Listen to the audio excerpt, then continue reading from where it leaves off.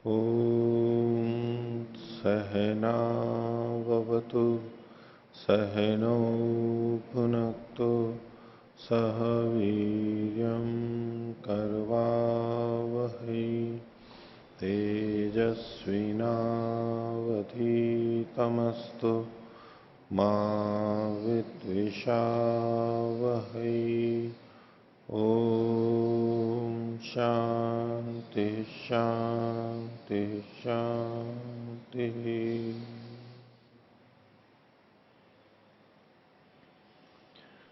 मीमांसा दर्शन की 371वीं कक्षा नवम अध्याय का चौथा पाठ प्रारंभ करते हैं।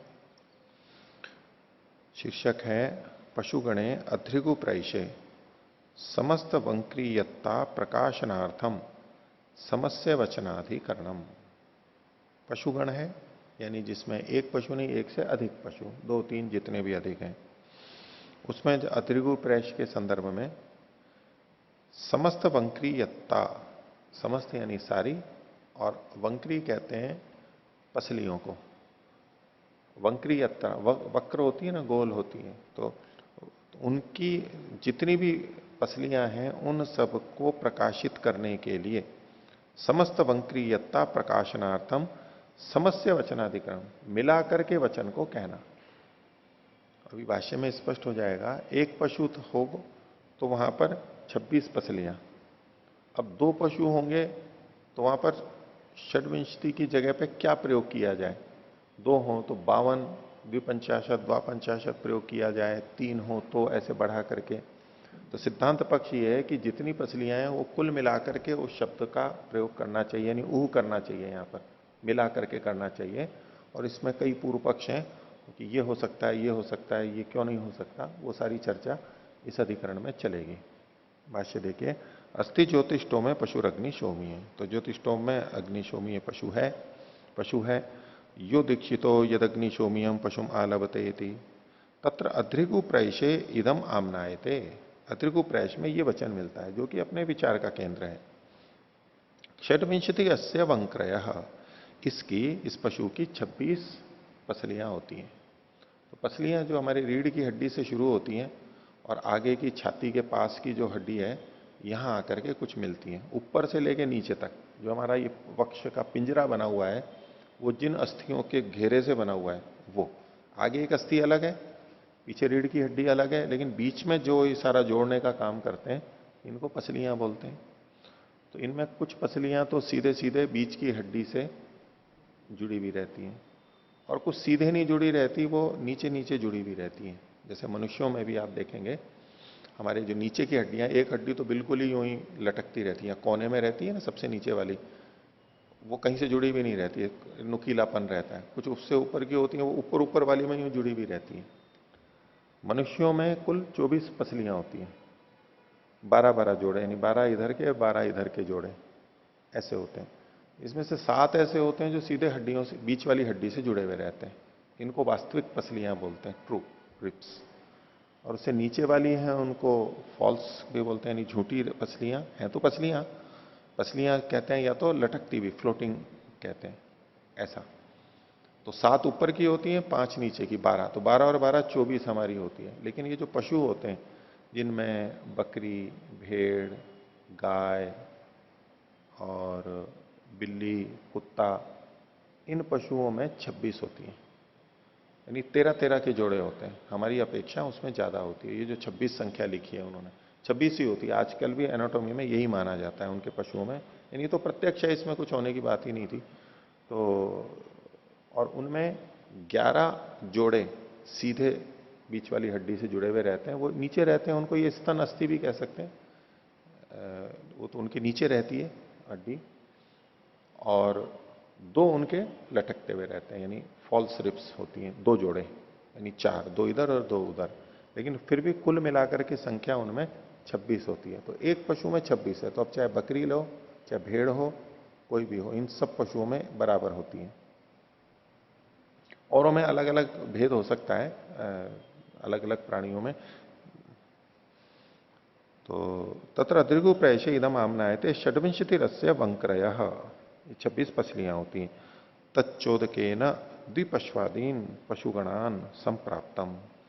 तो ये जो है चोदक वचन से यानी अतिदेश वचन से प्रकृतिवत विकृति कर्तव्य इस वचन से दो पशु आदि जो पशुगण हैं, 2, 3, 4 आदि जितने भी, उसमें भी प्राप्त होती है। क्योंकि प्रकृति में एक ही पशु होता है, ज्योतिषोम में एक ही पशु होता है, तो वहां उसके हिसाब से वचन कहा गया है। कैसे? इसके लिए दो पशु का इन्होंने एक उदाहरण दे दिया। मैत्रम श्वेतम आलभते वारुणम कृष्णम, तो ये दो हो गए। आगे तो वचन वैसे ही है, अपाम च औषधीनाम च संधौ अन्न कामः इत्येवम आदिशो। तो 2, 3, 4 जो भी हैं। अयम अर्थ सांशयी का। अब इसी के अंदर ये संदेह पैदा हो रहा है। अब उन पक्षों को ये रख रहे हैं, क्या क्या पक्ष हो सकते हैं, संभावनाएं हैं। तो पहला पक्ष है किम षड्विंशति शब्दों अभ्यसितव्य। ये जो 26 संख्या है इसका अभ्यास करना चाहिए। पीछे आया था अभ्यास का, 2 बार 3 बार बोल के, वो एक तरीका है। तो षड्विंशति षड्विंशति षड्विंशति ऐसे करके प्रत्येक पशु के लिए षड्विंशति बोलते हुए प्रयोग करेंगे। तो ये तो अभ्यास का ये पहला पक्ष हुआ। दूसरा है किम अविकारेण प्रयोक्तव्य, बिना विकार के, यानी 26 को बोलना है और 26 बस एक ही बार बोलना है, बार बार नहीं बोलना है। ये पक्ष दूसरा हो गया। तीसरा है किम वचन मात्रम उहितव्यम, कि यहां पर वचन को आप परिवर्तन कर देना चाहिए। वचन जो है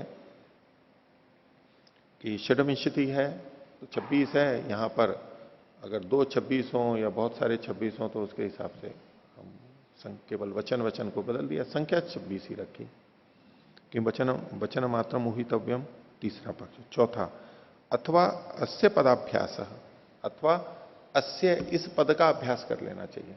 अस्य पदाभ्यास का मतलब षड्विंशति का अभ्यास नहीं, अस्य शब्द का। क्योंकि मूल में क्या लिखा है, षड्विंशति अस्य वंक्रया। तो जब एक पशु आएगा तो षड्विंशति अस्य अस्य अस्य, ऐसे 2 हो तो 2 बार अस्य अस्य कर लो, वहां 26 को जूंगा तुम रख लो। तो बोले 26 को तो नहीं बदलेंगे हम, अस्य को बदल देंगे। क्या अस्य का अभ्यास करना चाहिए? तो अस्य को विपरीत अल्पविराम में ले लीजिए। अथवा अस्य इति शब्द से अभ्यास है, अस्य पदाभ्यास। पांचवा पक्ष है उत समस्य वचनमिति, अथवा समास करके। समास का मतलब है कुल संख्या को मिला करके, 52 52 या और 3 है तो उसी हिसाब से 26 के गुणित जो भी संख्या बनने वाली है उस तरह से समास करके यानी मिला करके बोलना चाहिए।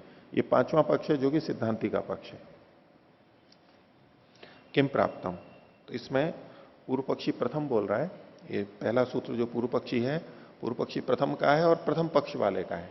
जो यहां पर पक्षों में प्रथम पक्ष है, 26 संख्या का, षड्विंशति संख्या का अभ्यास करना चाहिए, इस पक्ष वाला ये पहला सूत्र को बोल रहा है। हाँ, अत्र एकः एव पशु अस्ति वा दो पशुस्ता, मतलब मैत्रम श्वेतम। पशुगण का संबंध है तो एक से तो अधिक आएंगे ही। यहां इन्होंने जो उदाहरण दिया, मैत्रम श्वेतम आलभते और वारुणम कृष्णम, तो 2 हैं यहां पर। बहुवचन से तो आवश्यक हो सकते हैं ना, ये तो एक प्रतीक के रूप में है। पशुगण में सब जगह यही सिद्धांत लागू होगा। अत्र या चर्चा वर्तते हाँ, द्वयोः विषये वा बहुनां विषये। मुख्य करके 2 को आधार बना करके, चूंकि इन्होंने वचन ऐसा ले लिया है, वो प्रतीक के रूप में है। बाकी समस्त पशुगण में लगेगा, 3, 4, 5 जितने भी हों, 11 हों, उसमें कोई दिक्कत नहीं है। केवल एक प्रतीक के लिए 2 लेकर के चर्चा 2 को लेकर के की है इन्होंने। हाँ, सामान्य कथन भी मिलेंगे जो हम सब जगह लगा सकते हैं, लेकिन बीच बीच में यूं संकेत मिलेगा भाष्यकार से कि ये 2 के लिए चर्चा कर रहे हैं। तो ये पूर्व पक्षी प्रथम है। बहुत सारे पूर्व पक्षी आएंगे, इसलिए पूर्व पक्षी में संख्या लगाते हुए चल जाएंगे कि किसका मत है। ये कहता है षड्विंशतिर अभ्यासेन पशुगणे, पशुगण होने पर षड्विंशति जो शब्द है ये अभ्यास से करना चाहिए। तो ये प्रथम पक्ष है, यहां अल्प विराम ले लीजिए, पशुगणे। क्यों ऐसा है तो उसका कारण बताया, तत्प्रकृतित्वात्, उसके प्रकृति से होने से। प्रकृति में षड्विंशति शब्द है तो प्रकृति का अनुग्रह होगा। आगे गुणस्य प्रविभक्तत्वात् अल्प विराम, जो गुण है उसके अलग अलग होने से। गुण का मतलब है 26 जो संख्या है ये पशु का गुण हो गया, ये 26 पसली वाला है, ये उस पशु का गुण हो गया। और ये जो गुण है वो प्रविभक्त है कि हर पशु में अलग अलग है। 26 यहां पर है तो 26 यहां पर है, इकट्ठा आप 52 करोगे तो एक में 52 मिलेगा नहीं, ये अभिप्राय। तो ये जो गुण है 26 संख्या वो प्रविभक्त है प्रत्येक पशु में अलग अलग होने से। गुण से प्रविभक्तत्वात् अविकारे ही तासाम अकार्षणेन अभिसंबंधो, अल्प विराम। अविकारे ही, यदि आप यहां विकार नहीं करते हो, अविकार का मतलब है दूसरा पक्ष, जो दूसरा पक्ष था कि किम अविकारे न प्रयोक्तव्य, अविकार मतलब कुछ भी नहीं बदलना है, जो का तू करेंगे तो। विकार के कई पक्ष हैं कि 26 का अभ्यास किया जाए, 80 का अभ्यास किया जाए या समास करके लिया जाए, वो विकार के अनेक पक्ष हैं। यानी मूल जो वाक्य है प्रकृति में, उसमें कुछ भी विकार नहीं करना चाहिए, ये दूसरा वाला पक्ष है। तो क्या ये प्रथम पूर्व पक्षी उस दूसरे पूर्व पक्षी के लिए कह रहा है, दूसरे पक्ष के लिए दोष दिखा रहा है। अविकारे ही तासाम अकार्षणेन अभिसंबंध, अगर आप यहां पर विकार नहीं करोगे दूसरे पक्ष की तरह से, तो उनका, उन पसलियों का, वंक्रियों का अकार्षणीय रूप में संबंध बनेगा, संपूर्णता से संबंध नहीं बनेगा। क्योंकि वहां पर तो हो जाएंगे 2 के या 3 के, और आप बोल रहे हो केवल 26 ही, तो ग्रहण तो होगा लेकिन 26 का ही होगा, सबका सबका सबका ग्रहण नहीं होगा, कार्षण का ग्रहण नहीं होगा। ये दोष बता रहा है ये। अविकारे ही तासम अकार्षणेन अभिसंबंधो। आगे, विकारात न समासः स्यात्, और अगर आप इसका मिला करके, यानी अनेकों में अनेकों का मान करके, और आप इसको विकार माने, विकारात न समास स्यात्, समास भी नहीं होना चाहिए। समास पक्ष मतलब अंतिम 5वां पक्ष जो सिद्धांति का है, बोले समास मिला करके भी नहीं कर सकते आप कि 52 बोल देंगे, द्वापंचाशत बोल देंगे। क्यों? बोले उससे विकार हो जाएगा, प्रकृति में विकार हो जाएगा, शब्द बदल दिया ना। तो विकार न हो ये ज्यादा अच्छा है, प्रकृति वाला शब्द रहे, समस्त पद में विकार हो जाएगा। असंयोगाच सर्वाभि, और अगर आप उसमें समास करके 52 आदि बोलते हो, द्वापंचाशत बोलते हो, तो उसके साथ में सबका संयोग नहीं हो पाएगा, सब पशुओं के साथ में संयोग नहीं हो पाएगा कि इस पशु में 52, उस पशु में 52, तो 52 वाला संगति लगेगी नहीं, इसलिए समस्त भी नहीं होना चाहिए। तो इसे प्रथम पूर्व पक्षी ने दूसरे पक्ष को और 5वें पक्ष को लेकर यहां पर खंडन किया है। और ये सूत्र बहुत बड़ा है, सबसे बड़ा सूत्र है, पहले भी आया था, हमारे कई बड़े बड़े सूत्र आए थे। तो पीछे भी 1183वें पृष्ठ पर एक बहुत बड़ा सूत्र आया था, लेकिन ये उससे भी बड़ा है। भाष्य देखिए, षड्विंशति शब्दों अभ्यसितव्यो द्विपश्वादिषु पशुगणेशु। तो द्विपशुवादी जो पशुगण हैं, 2 या अधिक के, उनमें षड्विंशति शब्द का अभ्यास करना चाहिए। ये प्रथम पूर्व पक्षी की प्रतिज्ञा है। किम कारणम, जो का तो है ऊपर का, प्रकृत एकस्य पशो षड्विंशतिर्वंक्रय उक्ता, क्योंकि प्रकृति में क्या एक पशु की 26 पसलियां कही गई थी। यह स गुण प्रविभक्त, यहां ये गुण अलग अलग बटा हुआ है। कैसे? पशु पशु षड्विंशतिर्वंक्रयति, अलग अलग पशुओं में 26 वंक्रियां हैं। ये जो गहरे अक्षर में लिखा है, ये कोई वचन नहीं है कहीं का, ये सामान्य हल्के में ले लीजिए, भाष्य का ये भाग है। ये गुण विभाग कैसे कि अलग अलग पशु में 26 पसलियां हैं। तत्र यदि अविकारेण प्रयुज्येत, अगर यहां पर अविकार रूप में प्रयोग करेंगे, वो दूसरे पक्ष को उद्धृत कर रहा है, न कृष्णा वंक्री अभिवदे, तो वो समस्त पसलियों को कह नहीं पाएगा। अतः समस्य वचनम क्रियते, अगर समास करके मिला करके 52 ऐसा प्रयोग करते हैं, तथा षड्विंशति शब्दों निवर्तेता, तो प्रकृति वाला जो षड्विंशति शब्द था वो हट जाएगा, ये प्रकृति अनुग्रहित नहीं होगी। विकारात, विकार हो जाएगा उसमें। तत्र आर्षम बाधितम स्या, तो षड्विंशति शब्द हट जाएगा तो उससे दोष क्या आएगा कि आर्ष की बाधा हो जाएगी। न च सर्वाभिर्वंक्रि भी पशु संबंधो अस्ति, क्यों आर्ष की बाधा हो जाएगी कि सब वंक्रियों से पशु का, पशु मतलब एकस्य पशु, एक पशु का संबंध नहीं है। आपने 52 पसलियां तो बोल दी, द्वापंचाशत, लेकिन उसका एक पशु से संबंध नहीं है, ये दोष बता रहे हैं व्यवहार में। पशुद्वय से ताबी संबंध, क्योंकि उन 52 का तो 2 पशुओं से संबंध होगा। न च पशुद्वयम पशु, और 2 पशु मिलकर के तो पशु होते नहीं है, पशु तो अकेला अकेला ही होता है, 2 मिलकर के पशु नहीं होते। पशु शब्द का मतलब एक ही पशु होता है, 2 पशु नहीं होते, इस तरह से इसने कहा। इसका उत्तर सिद्धांति दे रहा है, प्रश्न कर रहा है उससे, ननु पशु कार्य यह पशु स्थाने स वंक्रि भी संबंधितव्य। बोले कि जो पशु के कार्य में है, पशु का मतलब प्रारंभिक जो पशु है, तो पशु का कार्य क्या है? पशु में वहां पर उसकी पसलियां अलग की जाती हैं, वो पसलियां ठीक तरह से आ जाए, इसको उच्चावन कार्य बोलते हैं। उच्चावन विशेषण कर्म में ही ये उच्चावन कार्य होता है। उच्चावन, उसको अलग करना, च्युत करना, वहां से हटा करके च्युत करना, तो वो पूरा पूरा आ जाए, ये उच्चावन कार्य कहलाता है। तो पशु के कार्य में, उच्चावन कार्य में, उस विषय में यह पशु स्थान है, जो पशु के स्थान में है। पशु के मतलब एक पशु के स्थान में जो है। अब एक पशु के स्थान में कौन है? 2, 3, 4 जितने भी हैं। तो जो एक पशु के स्थान में है, सह वह वंक्री भी संबंध ही तव्य है, पसलियों से वो जोड़ा जाएगा।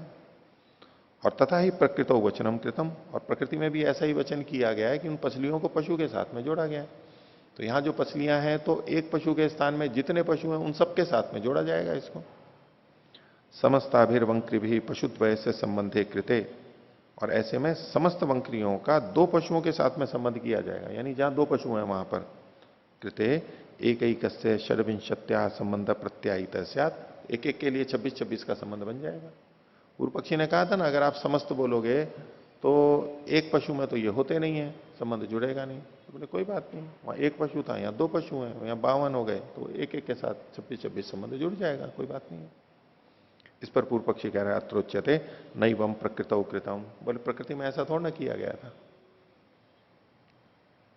सिद्धांत कह रहा है प्रकृति में ऐसा ही किया गया था, वो पसलियां थी और जितने पशु थे उसके साथ जोड़ दिया था। एक था तो एक से जोड़ दिया, यहां दो से जुड़ेगा। तो पूर्व पक्षी कह रहा है नैवम प्रकृतौ कृतम, प्रकृति में तो ये नहीं किया गया था। क्या किया था? बोले प्रकृतौ च साक्षात विंशत्या पशु संबंध, षड्विंशत्या प्रकृतौ च साक्षात षड्विंशत्या पशु संबंध, प्रकृति में तो 26 का पशु से सीधा संबंध किया गया था। अब वो 26 शब्द पे केंद्रित हो गया है, 26 का पशु से सीधा संबंध किया गया था। सिद्धांत क्या ले रहा था? पसलियों का पशु से संबंध किया गया था, यहां पसलियां ज्यादा है, पशु ज्यादा है, तो जुड़ जाएगा। बोले नहीं, वहां पर 26 का पशु से संबंध किया गया था। यह पर संख्या संबंधे क्रियमाणे, और यहां पर दूसरी संख्या से, पर संख्या से, पर संख्या मतलब 250 का संबंध जोड़ रहा है, 26 का, षड्विंशति का तो जुड़ नहीं रहा है। तो यह पर संख्या संबंधे क्रियमाणे परोक्षया अवयव संख्या संबंध आनुमानिका स्यात्, तो आप 26-26 करके जोड़ोगे तो सही, लेकिन ये परोक्ष होगा, परोक्ष अवयव संख्या से। 52 का अवयव 26-26 होते हैं, तो उस परोक्ष अवयव संख्या से संबंध होगा, तो यह आनुमानिक होगा। यानी प्रकृति में 26 संख्या पसली से जोड़ते हुए पशु से जोड़ा गया, तो वहां पर प्रत्यक्ष संबंध किया गया 26 का। और 52 से अगर हम पशु से करके 26-26 करेंगे, तो ये जो 26-26 हमने कैसे निकाला? प्रत्यक्ष तो श्रुति कह नहीं रही है, तो वो अनुमानिक होगा कि हम अनुमान कर रहे हैं, क्योंकि 52 है, पशु 2 हैं, तो इसलिए 26-26 हो जाएंगे। ये प्रत्यक्ष नहीं किया हमने, श्रुति से प्रत्यक्ष श्रुत नहीं हुआ, अनुमानिक हो जाएगा। तो इसको ये दुर्बल मान रहा है पूर्व पक्षी। बोले प्रकृति के समान कहां हुआ? यहां पर हमने अलग तरीके से अर्थ लिया है। तो प्रकृतौ च साक्षात विंशत्या षड्विंशत्या पशु संबंध, यह पर संख्या संबंधे क्रियमाणे परोक्षया अवयव संख्या संबंध आनुमानिका स्यात्। एक ये दोष बताया, न च नियोगतः षड्विंशत्या, मतलब नियोगतः, और दूसरा दोष और बता रहे हैं, नियोगतः मतलब 26-26 ही, ऐसा ही आप अर्थ क्यों निकाल रहे हो? यहां पर नियोगतः भी नहीं आएगा, 52 का है वहां तो न च नियोगतः षड्विंशत्या, ये 26 का ही होगा, ये निश्चित तो नहीं होगा। प्रकृति में जो 26 कहा गया है वहां तो नियोगतः है, निश्चित नियमतः है, यहां तो नियमतः 26 आप नहीं ले सकते। क्यों? एकैकस्य संबंध प्रत्यायितः स्यात्, एकैकस्य एक एक का संबंध वहां पर आपको जताना पड़ेगा। पंचविंशति एकस्य, सप्तविंशति एकस्य इति एकस्य ईदृशमपि तत्र गम्यते। बोले आप 26-26 ही क्यों, आप 25 और 27 भी तो संबंध जुड़ सकता है। 52 दे रखे वहां, ये थोड़ा लिखा है कि 52 लिखे हैं और अब आप आधे आधे करो या 26-26 करो, ऐसा तो कुछ नहीं है। आप अनुमान से कर रहे हो तो 25 और 27 भी तो हो सकता है। इसलिए निश्चितता से, नियोगता, नियमता 26-26 अर्थ नहीं आएगा। तत्र चैवम प्रकृतौ अभिधानम, न चैवम प्रकृतो अभिधानम कृत, और प्रकृति में ऐसा कहा नहीं गया, तस्मात अभ्यसित अव्ययति, इसलिए षड्विंशति ये अभ्यास करना चाहिए। इसका उत्तर सिद्धांती दे रहा है, अथवा पूर्व पक्षी ही अपने मुख से बोल रहा है कि अगर सिद्धांती ऐसा कहे तो। यहां से भाष्य जो है वो सिद्धांती के मुख से कहा गया है। अभ्यासे भी तथा इति चेत, अगर सिद्धांति के भाई आप अभ्यास करोगे वहां पर भी तो प्रकृति का अनुग्रह नहीं किया आपने। प्रकृति में तो षड्विंशति एक ही बार का है, आप अभ्यास कर रहे हो तो विकार तो यहां पर भी कर ही रहे हो आप। हम 52 का विकार कर रहे हैं, आप अभ्यास करके विकार कर रहे हो, वचन का विकार तो कर ही रहे हो आप भी। तो बोले ये तो अभ्यास भी तथा ही चेत, अभ्यास में भी ये दोष आ ही रहा है। भाष्य इति चेत भगवान पश्यति, अगर आप ऐसा देखते हो समास वचने अप्राकृत शब्द उच्चरितो भवती थी। यहां भगवान का मतलब है सिद्धांति पूर्व पक्षी को कह रहा है। अगर आप ये देखते हो कि समास वचन यानी द्विपंचाशत इसमें अप्राकृत शब्द का उच्चारण हो रहा है, तो अभ्यास भी अल्प विराम, तो ये तो अभ्यास में भी अप्राकृत वचन का उच्चारण हो रहा है। अनभ्यस्तम प्रकृतो वचनम, क्यों? क्योंकि प्रकृति में जो वचन है वो अनभ्यस्त है। यह साभ्यासम अप्राकृतम स्यात्, और यहां आप अभ्यास करोगे तो ये भी अप्राकृत हो जाएगा। ये प्रथम पूर्व पक्षी पे आक्षेप आता है, तो प्रथम पूर्व पक्षी उसका उत्तर दे रहा है तीसरे सूत्र में। न गुणात अर्थकृतत्वाच्च, न गुणात अल्प विराम एक बात, और अर्थकृतत्वाच्च ये दो बातें इन्होंने कही। बोले कि गुण होने के कारण से, गुण होने के कारण से ये नहीं होगा। गुण का मतलब है अप्रधान, अप्रधान होने के कारण से। और अर्थकृतत्वाच, अर्थकृत होने से, अर्थ मतलब वहां व्यवहार में ऐसा देखा जा रहा है, इसलिए भाष्य देखिए नैष दोष, ये जो अभ्यास है ये दोष नहीं कहलाएगा। क्यों?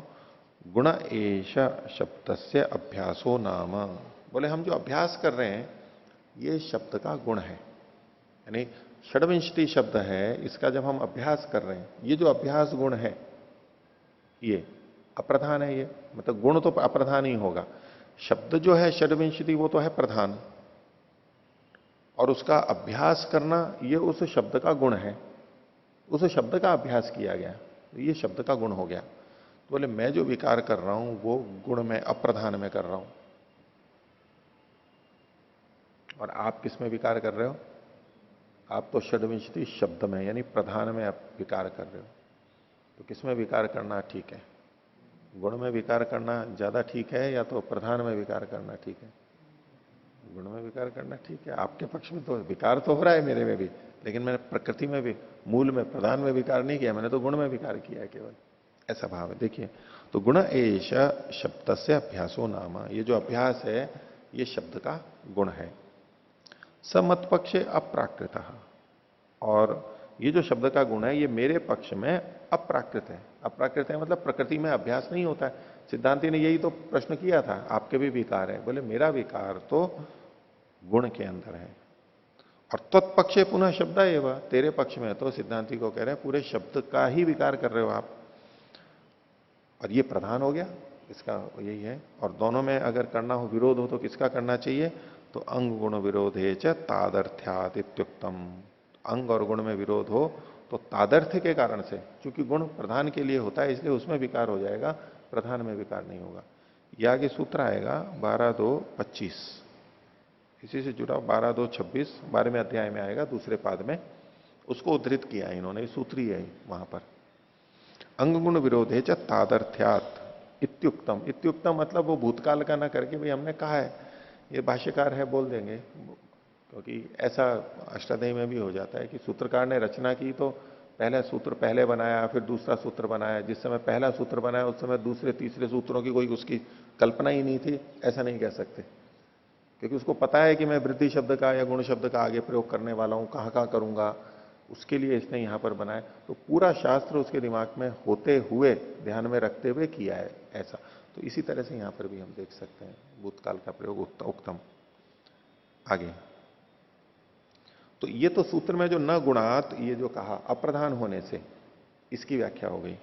अब दूसरा था अर्थकृतत्वाच्च, तो कहते हैं अर्थाच्च मया एतत् अश्रुतम उपादीयते, मेरे द्वारा जो अश्रुत का ग्रहण किया जा रहा है यानी अभ्यास किया जा रहा है, ये प्रयोजनवशात किया जा रहा है। क्या कहने के लिए? वो प्रयोजन क्या है? प्रविभक्तम गुणम वक्तुम, अलग अलग पशु का अलग अलग गुण कहने के लिए, ये प्रविभक्त रूप से, क्योंकि प्रकृति में एक पशु था, उसकी 26 पसलियां कही गई, तो वो प्रविभक्त तो उसी के लिए कही गई थी, एक पशु के लिए उतनी उतनी कही गई थी। तो यहां भी प्रविभक्त रूप से गुण का कथन होना चाहिए, ये प्रयोजन बता रहा है। प्रविभक्तम गुणम वक्तुम यच्च, अब एक सिद्धांत कह रहा है अपने पक्ष में, यच्च श्रुत चिकीर्षया अश्रुतम क्रियते इष्यते एव तदस्माभि। जो श्रुत को करने की इच्छा से, श्रुत की चिकीर्षा से अश्रुतम क्रियते, अश्रुत किया जाता है, वो तो हमारे द्वारा स्वीकृति है। श्रुत किए और श्रुत को करने की इच्छा से जो अश्रुत किया जाता है, अच्छा जो श्रुत को करने की इच्छा से अश्रुत किया जा रहा है वो श्रुत कैसे हो जाएगा? नहीं, देखो पूर्व पक्षी किस ढंग से कह रहा है, श्रुत को करने की इच्छा, मैं तो श्रुत को करने के लिए ही तो ऐसा कर रहा हूं। श्रुत को करने की इच्छा से मैं यहां पर अश्रुत कर रहा हूं। अश्रुत कर रहा हूं मतलब शब्द का अभ्यास कर रहा हूं, और श्रुत को करना है मतलब प्रविभक्त रूप से गुणों का कथन, ये श्रुत में था। प्रविभक्त रूप से गुण का उस वस्तु में कथन करना, ये श्रुत था, और उसी को मुझे आगे करना है, इसके लिए मैं यहां पर परिवर्तन कर रहा हूं। दूसरा कहेगा कि ये तो आप अश्रुत कर रहे हो, सिद्धांति कह रहा है आप श्रुत श्रुत की बात कर रहे हो, श्रुत को तो बदल रहे हो आप यहां पर। और पूर्व पक्षी कह रहा है उस श्रुत को करने के लिए ही यहां पर ये बदल रहा हूं, ये अश्रुत कर रहा हूं, शब्द में भेद कर रहा हूं, अभ्यास कर रहा हूं। अगर ये अश्रुत नहीं करूंगा तो वो श्रुत भी चला जाएगा।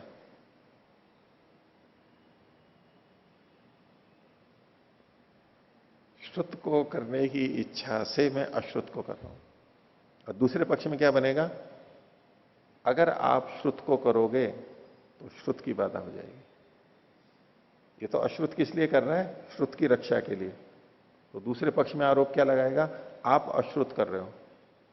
आप श्रुत अगर करोगे भी, यानी अगर ऐसा करना चाहो जैसा कि अविकार रूप से, पूर्व पक्षी द्वितीय जो मानेगा, दूसरा पक्ष है जू का तू बस केवल पढ़ रहे हैं, बोले अगर आप यहां पर श्रुत करोगे जू का तू, अभ्यास आदि विकार कुछ नहीं करोगे, तो उससे श्रुत नहीं हो पाएगा। मतलब शब्द की दृष्टि से तो आप श्रुत कर रहे हो, लेकिन जो श्रुत की भावना है, जो वहां तात्पर्य था, वो छूट जाएगा आपका। और ये पूर्व पक्षी अपने ढंग से क्या कह रहा है, श्रुत जैसा वहां कहा गया वैसा का वैसा हो, उसके लिए यहां पर मैं उस शब्दों में परिवर्तन कर रहा हूं, काम तो वही कर रहा हूं, जैसा वहां कहा गया है वैसा करने के लिए मैं यहां पर शब्दों में भेद कर रहा हूं। देखो कितने अच्छे ढंग से बात को कहा है ना, यच्च श्रुत चिकीर्षया अश्रुतम क्रियते इष्यते एव तदस्मा भी, ये तो हमारे को इष्ट ही है, ये और तो कर नहीं सकते, ये तो करना पड़ेगा। तस्मात अदोष, इसलिए कोई यहां पर दोष नहीं है। इसका अलग अलग ढंग से समायोजन विनियोग कर सकते हैं गलत अर्थ में भी, जो ये वचन है इसका, लेकिन ये जिस संदर्भ में कह रहा है वहां तक तो ठीक है। हाँ सूत्रार्थ असमंजसम लिखित। हाँ, सूत्रार्थ को संशोधित कर लीजिए। इसमें जो इन्होंने लिखा ना गुणात, समास करने से ऐसा नहीं होता। देखो सूत्रार्थ ये मतलब तीसरे सूत्र का देख रहे हैं, न नहीं ठीक है, अर्थकृतत्वाच, अभ्यास करने से सभी वंक्रियों का संबंध दोनों पशुओं के साथ समझा जा सकता है, प्रयोजन हो जाएगा। ये वो हुआ प्रविभक्तम गुणम वक्तुम, ठीक है। अभ्यास करने से सभी वंक्रियों का संबंध दोनों पशुओं के साथ हो जाएगा। इसका तात्पर्य क्या है, 26-26 का, सभी का उससे मतलब 52-52 जुड़ रहे हैं ऐसा नहीं तात्पर्य इसका, ये वाक्य रचना में स्पष्टता नहीं है, लेकिन सभी वंक्रियों का यानी 52 की 52 वंक्रियों का पशु से संबंध होगा, यानी 26-26 करके संबंध हो जाएगा। यही तो पक्ष है इसका, पूर्व पक्षी प्रथम का। गुणात, अभी जो गुणात करके इन्होंने लिख दिया है ना कि समास करने से ऐसा नहीं होता, तो ये तो इससे जुड़ नहीं रहा है, ना भाष्य से सम्मत है। गुणात मतलब अप्रधान होने से, ये हेतु के रूप में यहां पर लेंगे। गुणात मतलब अप्रधान होने के कारण से है, पूरा ही समास करने से ऐसा नहीं होता, ये वाकई अलग है। उसके अप्रधान होने से, बस इतना सा हेतु ले लीजिए, और अप्रधान का क्या मतलब है वो भाष्यकार ने खोल ही दिया है, उसी अनुसार हम ले लेंगे अर्थ इसको। तो तीसरे सूत्र में पूर्व पक्षी प्रथम ने उत्तर दिया। अब इसका आगे सिद्धांति उत्तर दे रहा है, तो इसको सूत्र को कर लीजिए, समासेपि तथेति चेत, समासेपि, बोले समास में भी ऐसा ही होता है, अगर सिद्धांति ऐसा कहे तो। कैसे होता है समास में वो बता रहे हैं। इति चेत पश्यसी, अब ये सिद्धांति पूर्व पक्षी को कह रहा है, अभ्यास वचने चोदको अनुगृहीतो भविष्यति। बोले अभ्यास वचन में तो चोदक वचन अनुगृहीत होगा। क्यों? तो इसमें कार्त्स्नेन वंक्रयो वक्ष्यन्ते इति, क्योंकि जितनी वंक्रियां हैं वो सारी की सारी कही जाएंगी। अभ्यास करेंगे तो सारी की सारी कही जाएंगी। इसमें ये तो ही करके ले सकते हैं हम, कारण को बताते हुए कह रहे हैं। चोदको अनुगृहीतो भविष्यति क्यों होगा? तो कार्त्स्नेन वंक्रयो वक्ष्यन्ते इति, क्योंकि उससे अभ्यास से सारी पसलियां कही जा रही हैं। तो सिद्धांती अब अपने पक्ष में कह रहा है, पांचवें पक्ष वाला, कि समाज से भी चोदक अनुग्रह। बोले हम समाज कर रहे हैं तो उसमें भी तो चोदक का अनुग्रह हो गया, उसमें भी तो सारी वंक्रियां कही गई। क्या कैसे अनुग्रह है? तो उसी को आगे बताना है। कार्त्स्नेन वंक्रीणाम अभिधानात्, संपूर्ण रूप से वंक्रियों का कथन है। प्रकृति में भी जितनी वंक्रियां थी उतना का कथन किया गया, विकृति में भी जितनी वंक्रियां थी उसका कथन किया गया। आप अभ्यास से कर रहे हो, हम समाज से कर रहे हैं, तो कथन तो पूरी वंक्रियों का हो ही गया। अब कह रहे हैं आगे, अपीच समास वचने योग पद्य वचनात् प्रयोग वचनों अनुगृहीतो भविष्यति। और ये जो समास कर रहे हैं इसमें विशेषता क्या है? अभ्यास की अपेक्षा समास कथन में क्या विशेषता है उसको बता रहे हैं, क्योंकि चोदक का अनुग्रह है तो ये तो समानता हो गई, तो निर्णय कैसे करेंगे? अब प्रधानता बता रहे हैं। अपीच और समास वचन करने में योग पद्य वचना, क्योंकि एक साथ कथन किया गया है, उससे प्रयोग वचनों अनुगृहीतो भविष्यति, जो प्रयोग वचन है वो अनुगृहित होगा। प्रयोग वचन कैसे अनुगृहित होगा? कि प्रयोग वचन में जितनी पसलियां थी वो एक साथ कह दी गई थी। 24 थी, 24 की 24 एक ही शब्द से कही गई थी। 26, हाँ 26 थी, 26 की 26 एक शब्द से कही गई, ये प्रकृति में कहा गया था। बोले विकृति में भी 52 है, तो 52 की 52 एक ही शब्द से कही जा रही है, तो इसलिए प्रयोग वचन अनुग्रहित हो रहा है। इसलिए अपनी दृष्टि है। पूर्व पक्षी ने यह कहा था कि वहां विभक्त वचन है, प्रकृति में 24 की 24 कहेगी तो यहां भी 24 नहीं 26 कहेगी तो यहां भी 26 कही जाएगी। बोले गुण वचन होगा विभक्त रूप से, ऐसा ही है, ऐसा ही देखा जाएगा। ये दूसरी दृष्टि से देख रहा है। बोले कि हमारे पक्ष में समर्थन जाएगा, प्रयोग वचन अनुग्रहित होगा इससे।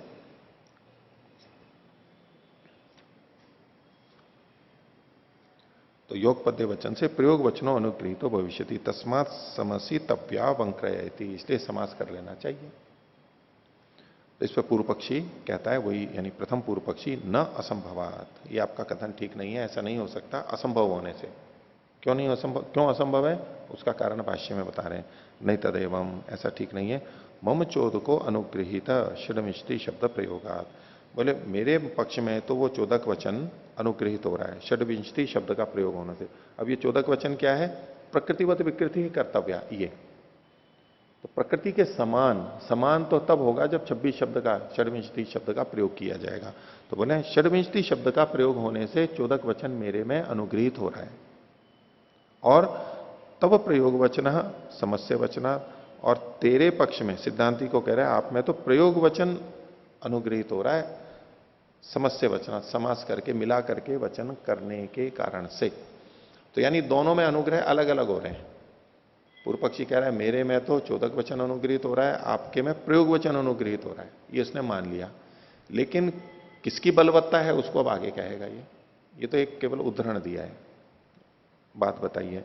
बोले न च संभवती चोदके प्रयोग वचनम प्रति आदर्तव्यम, बोले चोदक वचन के संभव होने पर प्रयोग वचन के प्रति आदर नहीं करना चाहिए। यानी प्रयोग वचन की अपेक्षा चोदक वचन को, अधिदेश वचन को ये बलवान मान के बोल रहा है। जब इसी से बात बन रही है तो फिर प्रयोग वचन के प्रति आदर नहीं करना चाहिए, यानी अभ्यास करना चाहिए। क्यों? इसके लिए हेतु है बलियान ही चोदक, अतिदेश वचन बलवान है। क्यों बलवान है? उसके लिए अब कारण बता रहा है। देखो किस तरह से देख रहा है। सही धर्माणाम उत्पादक प्रापकश्च, यहां जो विकृति में धर्मों का उत्पादक और प्रापक है वो कौन है? अतिदेश वचन है। देखो कितने महत्वपूर्ण है ये, धर्मों का उत्पादक और प्रापक है। और प्रयोग वचन क्या करता है? प्रयोग वचन प्राप्ता नाम उपसंग्राहक, प्रयोग वचन जो होता है वो जो प्राप्त थी चीजें पहले से, मछलियां पहले से प्राप्त थी, उसका केवल उपसंग्राहक है कि इसको यहां पर ऐसा करो। संग्राहक ने उपसंग्राहक करके भी छोटा कर दिया और प्राप्त को लेकर के कर दिया, नई चीज तो कही नहीं इसने। तो कहा है कि प्रयोग वचन है प्राप्तानाम उपसंग्राहक, और स उत्तर कालो अर्थ विप्रकर्षात दुर्बला। ये जो प्रयोग वचन है वो उत्तर काल में होगा, क्योंकि कहा तो प्रकृति में गया था, अब इसको हम विकृति में ला रहे हैं तो ये उत्तर काल में हो गया और अर्थ का विप्रकर्ष होने से दुर्बल हो जाएगा। जबकि अतिदेश वचन है तो वो तो प्रकृतिवत विकृति कर्तव्य है, वो तो विकृति के लिए ही कह रहा है। तो ये वचन इसके निकट है, ये बलवान है, अर्थ विप्रकर्ष नहीं है, इसलिए भी अतिदेश वचन बलवान है, प्रयोग वचन दुर्बल है। तस्मात अभ्यसितव्यम वचनम इति, इसलिए षड्विंशति शब्द का अभ्यास करना चाहिए। हाँ आचार्य जी, ये उत्पादक और प्रापक, इसका क्या तात्पर्य है? मतलब दो कैसे हो रहा है? क्योंकि वो तो प्राप्त कराने वाला होता है, उत्पन्न कैसे करा रहा है? उत्पादक मतलब यहां पर उत्पन्न कर रहा है कि यहां ऐसा होना चाहिए, विधि कर रहा है, और धर्मों को सीधे सीधे प्राप्त करा रहा है। देखो, धर्म यहां होने चाहिए, प्रकृति के समान विकृति होनी चाहिए, ये एक विधि हो गई, ये प्रापक कर दिया। लेकिन साथ में ये भी क्या, प्रकृतिवत, प्रकृति के समान होगा, तो प्रकृति के धर्मों को यहां पर प्राप्त भी करा रहा है। उत्पादक है और प्रापक है। यदि ये यहां पर नहीं होता, यानी विकृति में ये अतिदेश वचन नहीं लगता, ये वचन ही नहीं होता, तो यहां पर धर्म उत्पन्न नहीं हो पाते। तो पहली बात तो धर्म की उत्पत्ति कर दी उसने, और वो धर्म कहां से आएंगे, तो वहां से प्रकृति से आएंगे, ये प्राप्ति भी करवा दी कि ये वाले आएंगे।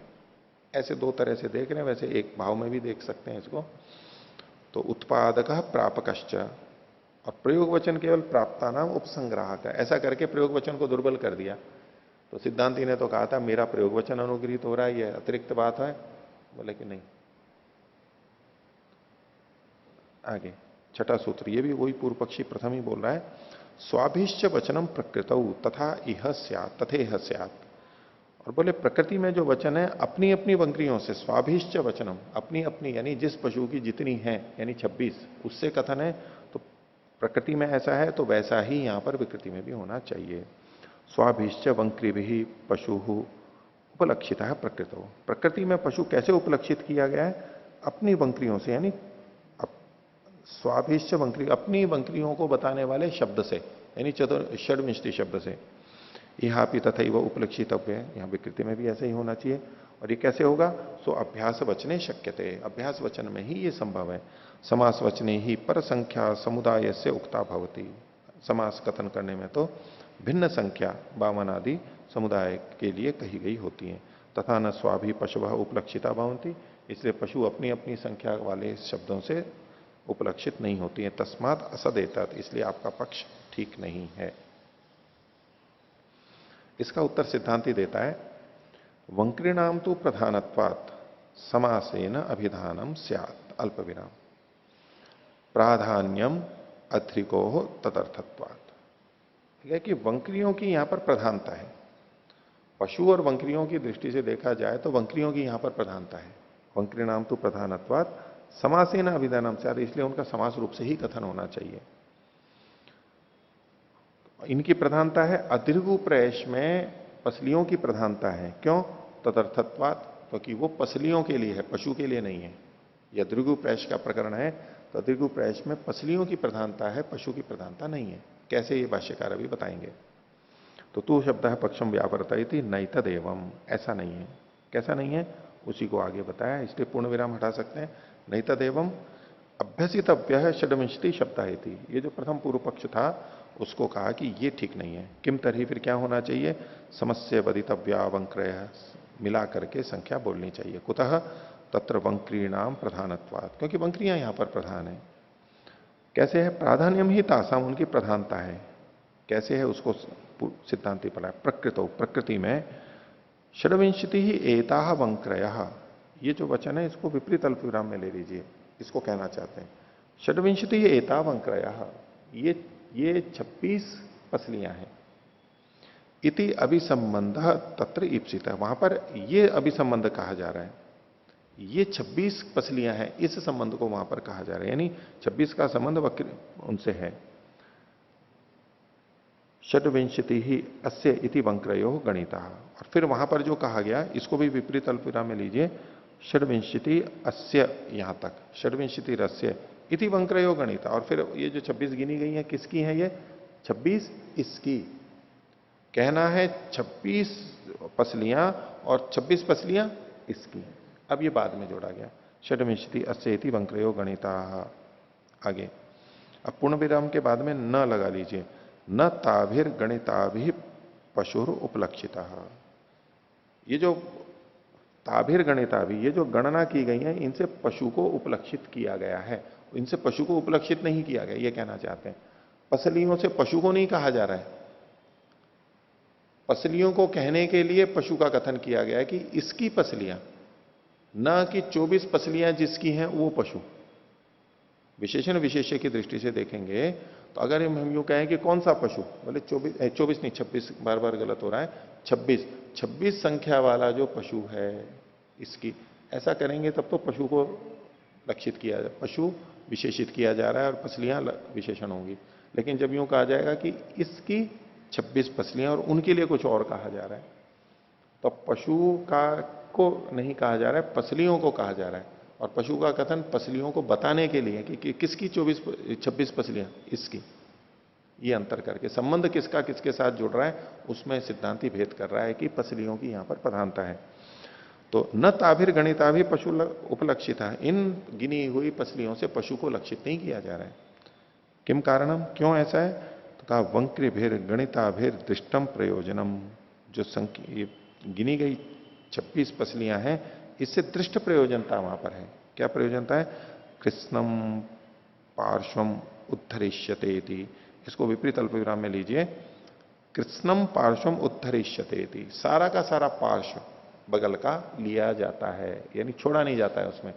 तो 26 की 26 है पूरी ली जा रही है, पूरा पार्श्व लिया जाता है, ये प्रयोजन है वहां, दृष्टार्थता है। क्यों गिनाई 26? क्योंकि कम न हो जाएगी तो वो पूरा पार्श्व नहीं आ पाएगा। तो पूरा पार्श्व लेने के लिए 26 संख्या गिनाई गई है, न कि पशु को केंद्रित करने के लिए। पशु उपलक्षित नहीं है यहां पर, और ये दृष्ट प्रयोजनता है इसकी। न तो वंक्रिभिर गणिताभिर पशु उपलक्ष्यमाणे किंचित दृष्टम अभ्यतिकम भवती। और अगर इन पसलियों से, गिनी गई पसलियों से पशु को उपलक्षित किया जाए तो कुछ भी वहां पर दृष्ट अभ्यधिक नहीं होता, कुछ नया विशेष नहीं होगा। अगर आप इससे पशु को लक्षित कर भी दोगे तो अब क्या करोगे, उससे क्या करोगे? तो कुछ भी अधिक लक्षित, दृष्ट लक्षित नहीं होगा। तस्मात न पशु संबंधो विवक्षिता। इसलिए यहां पर पशु का संबंध विवक्षित नहीं है, पशु को नहीं कहा जा रहा है। एवं प्राधान्यम वंक्रीणाम पूर्ण विराम। इससे वंक्रियों की प्रधानता सिद्ध होती है। और आगे बता रहे हैं अत्रिको वंक्र्यर्थत्वात् न तस्य संख्या पशु संबंध प्रयोजनम। अद्रिगु जो प्रयश किया जा रहा है उसके, वो चूंकि वंक्रियों के लिए है इसलिए उसका न संख्या पशु संबंध प्रयोजनम, संख्या और पशु का संबंध बनाना यहां पर प्रयोजन नहीं है। तस्मात समस्य वचनम कर्तव्यम। इसलिए मिला करके यहां पर कथन करना चाहिए। एतावत्वम प्रकृतो उक्तम, और प्रकृति में भी ऐसा ही किया गया था। एतावत्तम एतावत्वम, एतावत्ता, ये एक पशु है तो इसकी 24, मतलब पूरी की पूरी 24, 26, हाँ पूरी की पूरी 26। हाँ एतावत्वम प्रकृतौ उक्तम इति विकृतौ एतावत्ता एव वक्तव्या। और विकृति में भी एतावत्ता आनी चाहिए कि 52 की 52 जितने वो पूरा का पूरा पार्श्व आ जाए, इसके लिए। तस्मात् समस्य वचनम कर्तव्य में, इसलिए समस्त करके इसको बोलना चाहिए। आगे 8वां सूत्र है, ये भी सिद्धांति का है। तासाम च कृत्स्न वचनात्। उनके समस्त सारे के सारे का कथन किए जाने से। कैसे है वो आगे बताएंगे। तासाम च वंक्रीणाम इदम कार्ष्ण्यम उच्यते। उन वंक्रियों की कृष्णता, संपूर्णता यहां पर कही जा रही है, न पशु नाम, पशुओं की नहीं है। क्यों? क्योंकि आगे कहा ताह अनुष्ठ्य उच्चावयताम उच्चावयतात इति। तो ताह का मतलब है वो, अभी ताह से जो है उन वंक्रियों को कहा जा रहा है, वो फिर से कथन किया जा रहा है, उन्हीं को, पशु को नहीं कहा जा रहा है। तो उनका अनुष्ठ्य, प्रयत्न पूर्वक अनुष्ठान से उच्चावयतात, उसको निकाला जाए। ये उच्चावयन जो कर्म था उसके लिए पूरा का पूरा आ जाए। इति, ऐसा होने से षड्विंशति वंक्रयस्था प्रयत्नेन उद्धर्तव्या इति। ये जो गहरा अक्षर है यहां पर षड्विंशति से लेकर के, ये सामान्य हल्के अक्षर में होना चाहिए। इस वचन का तात्पर्य बता रहे हैं ये ताह अनुष्ठ्य उच्चावयतात इति, इसका मतलब क्या है? षड्विंशति वंक्रय जो 26 हैं, ताह वे सारी की सारी प्रयत्न उद्धर्तव्या, प्रयत्न पूर्वक निकाली जानी चाहिए। ये वाक्यार्थ बोध है। इसमें वंक्रियों की प्रधानता है।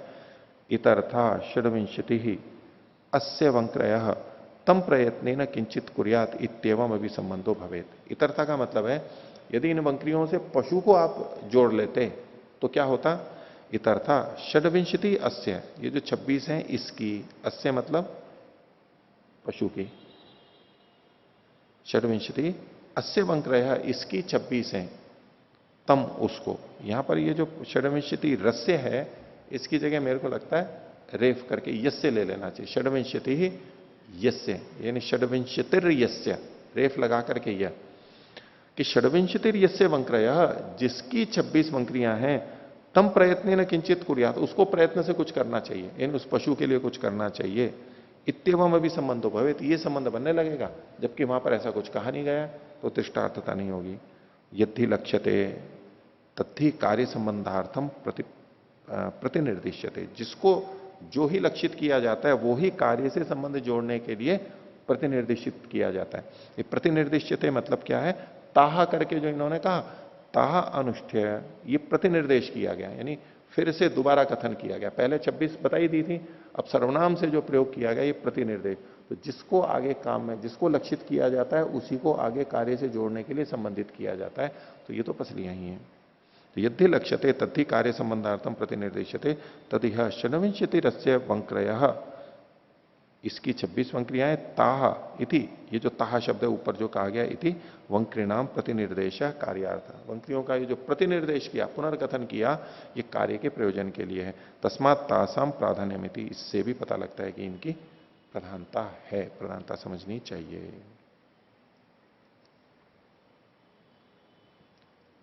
आगे तो यहां तक ये प्रथम पूर्व पक्षी की बात हो गई, पक्ष विपक्ष दोनों सिद्धांति के हो गए। अब दूसरा पूर्व पक्षी बीच में आके बोल रहा है, 9वां सूत्र, पूर्व पक्षी द्वितीय, अपितु असन्निपातित्वात् पत्नीवत आमनातेन अभिधानम स्यात्। तो अपितु पक्ष को निवृत्त कर रहा है, क्या? असन्निपातित्वात्, ये असन्निपाती है, एक साथ नहीं है।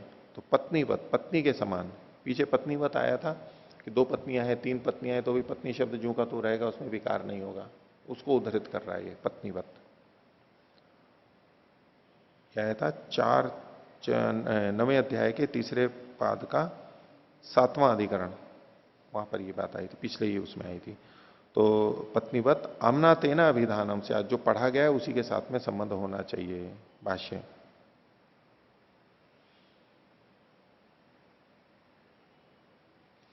अपितु इति पक्ष व्यावृत्ति नहीं तदेवं समसितव्या वंक्रयति, वंक्रियों का समास करना चाहिए, यानी सिद्धांत पक्ष जो 5वां है उसका खंडन कर रहा है। किम तरी, फिर क्या करना चाहिए?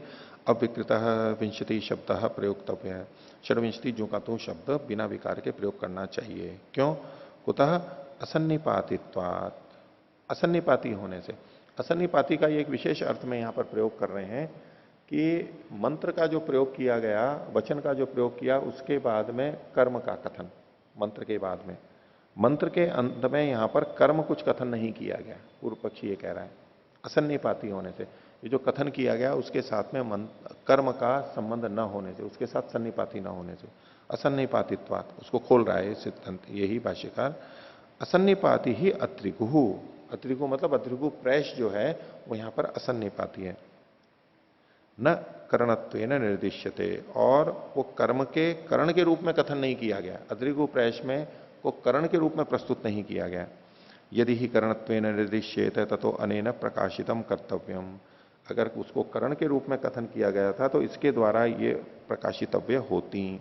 न ध्यानादिना इति, केवल ध्यान मात्र से नहीं, न ध्यानादिना इति मंत्रांतेन कर्म सन्निपातः स्यात्, ध्यान आदि के द्वारा, ध्यान मतलब है मन के द्वारा, विचार मात्र से नहीं, ऐसा करने पे मंत्रांतेन कर्म सन्निपातः स्यात्, जिससे कि ये कर्म जो है मंत्र के अंत में हो।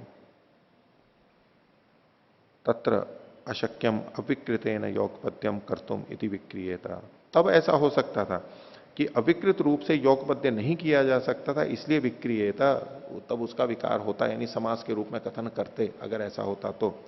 अभ्यस्य तवा, अथवा आप अभ्यास करते। ये दूसरा पूर्व पक्षी है, ये तो पहले और पांचवें पक्ष को दोनों का खंडन कर रहा है, अभ्यास का भी और समास का भी। इसलिए बोले अगर वहां उसके साथ जोड़ करके कर रहे होते, वो उसको करण के रूप में होता अद्रिगु, तब तो आप समास के रूप में या अभ्यास करके कर सकते थे, ऐसा तो कुछ है नहीं। अतः पुनः एतत् अकरणम क्रियमाणम क्रियमाणानुवादी, और अगर ये एतत् अकरणम क्रियमाणानु, अकरण के रूप में होता हुआ और क्रियमाणानुवादी, क्रियमाण को कहने वाला, जो न होने वाला है उसको, नयन कालम अध्रिगु वचनम अनेकस्मिन पशु चोदके न अत्र निपतितम। तो नयन काल में उसको ले जाते हुए अध्रिगु वचन जो है अनेकस्मिन पशु, अनेक पशुओं में भी चोदक वचन से यहां पर निपतित हो जाएगा। तत्र एषाम स्वसंख्यावती वंक्रिभी अभिवदितुम अशक्तम विप्रतिपन्न रूपम तत्। तो तत्र मतलब यहां पर क्रिया काल में इनकी अपनी अपनी संख्या वाली वंक्रियां हैं, उनसे उनको वंक्री ही स्वसंख्यावती ही वंक्री ही, वंक्री ही ये द्वितीय का बहुवचन है, उनको वंक्रियों को अभिवदितुम अशक्तम, उसको कहने में अशक्त है। क्यों? विप्रतिपन्न रूपम तत्, वो प्रकृति वाला, विप्रतिपन्न रूप प्रतिपन्न रूप मतलब बदला हुआ, विप्रतिपन्न रूप का मतलब है वो प्रकृति वाला रूप है, जो प्रकृति वाला है उसे विपरीत ऐसा अर्थ लेना चाहिए। वैसे तत्र एषाम स्वसंख्यावती ही वंक्री ही अभिवदितुम अशक्तम, वो इनकी संख्या, इसको नहीं कह सकता अपनी संख्या को। विप्रतिपन्न रूपम तत्, वो विप्रतिपन्न रूप है, भिन्न रूप वाला हो गया, यानी प्रकृति से बदला हुआ है, परिवर्तित है, प्रकृति वाला नहीं है। तस्मात् न तद वंक्रीणाम इयत्ता वदितव्या, न तद वंक्रीणाम इयत्ता वदितव्या, इसलिए उन वंक्रियों की इयत्ता यानी संख्या नहीं कहनी चाहिए। किम तरही षड्विंशति संख्याया संबंध कर्तव्य है, यहां पर तो बस 26 संख्या का संबंध करना है, और वो 26 संख्या का यहां पर संबंध होगा, दृष्टार्थता कुछ है नहीं, तो वो अदृष्टार्थता में जाएगा। तो षड्विंशति संख्याया संबंध कर्तव्य है। यथा जैसे कि द्विपत्नी के बहुपत्नी के वा प्रयोगे पत्नी शब्द है एक वचनांतो न संख्या पत्नी ही परिच्छिन्नति, पीछे का जो था, तो 2 पत्नी 3 पत्नी वाले प्रयोग में भी पत्नी शब्द जो है एक वचनांत होते हुए भी संख्या से पत्नी को परिच्छेदित नहीं करता है। किम तरही एकत्वेन संबद्धाति, एक के रूप में वहां पर संबंध करता है, एवं इहापि, ऐसे भी यही ऐसे ही यहां पर हो जाएगा। तस्मत् अविकारेण प्रयोग, इसलिए अविकृत रूप में प्रयोग होगा। एवं अविकारे आर्षम अनुग्रहिष्यते, अविकार प्रयोग होगा और अविकार से आर्ष का अनुमोदन होगा। तो आज का पाठ इतना ही रखते हैं।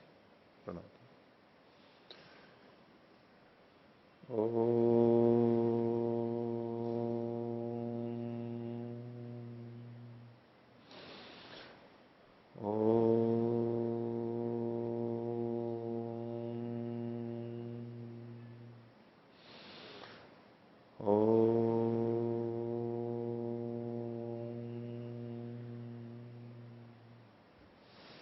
सभी को साधारण विवाद है।